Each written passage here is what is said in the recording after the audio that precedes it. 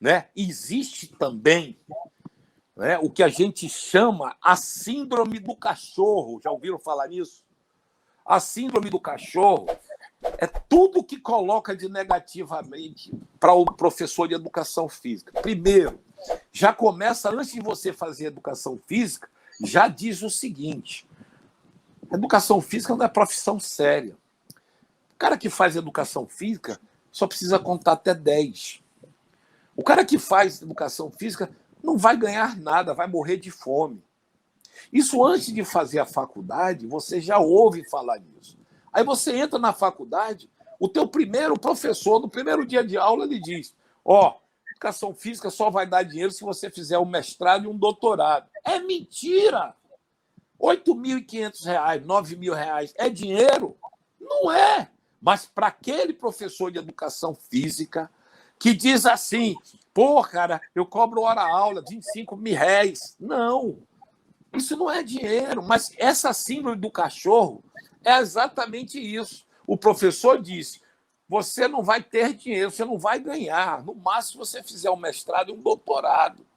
Aí você vai na faculdade particular, não tem tantos doutores, nem tantos mestres, porque é custo para particular, só precisa ter um doutor e um mestre. E aí, onde está o mercado?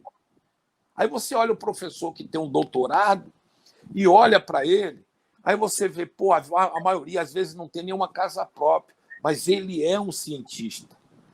O doutor que trabalha no meio acadêmico, ele ama o que ele faz, ele produz ciência, mas ganhar dinheiro não é isso, não.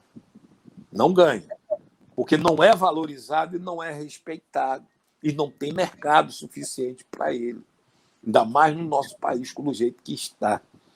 Então, quando eu falo assim, aí você ouve isso e vai toda vez, aí você entra na faculdade e o professor fala.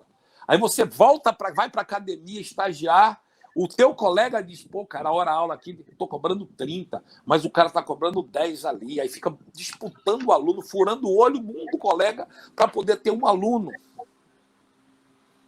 Não é assim? E o monstro que cresce diz assim: você é incompetente, você não tem direito de sonhar, você não consegue ter nada na sua vida, porque você é um professor de educação física. Vocês terminam acreditando nesse monstro, nessa mentira que coloca para a gente.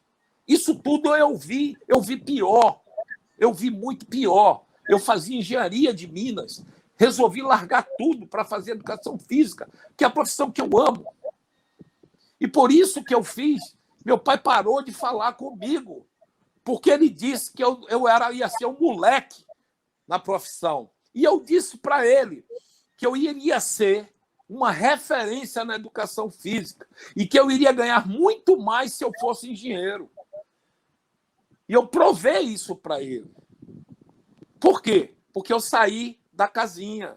Eu não acreditei o que falavam e o que falam negativamente da minha profissão. Se não tinha, eu fui fazer. Foi a construção desse método todo que leva esse tempo todo. E que hoje eu tenho a oportunidade de repassar esse conhecimento, esse método, para aqueles profissionais que amam, assim como eu, a educação física e que querem realmente ter sucesso, reconhecimento profissional e financeiro e viver muito bem da educação física. Então, quando eu vejo o Guilherme fazendo um esforço tremendo para mostrar a educação física, mas, lamentavelmente, ele está levando a atividade física. E atividade física sem modulação não é sinônimo de saúde.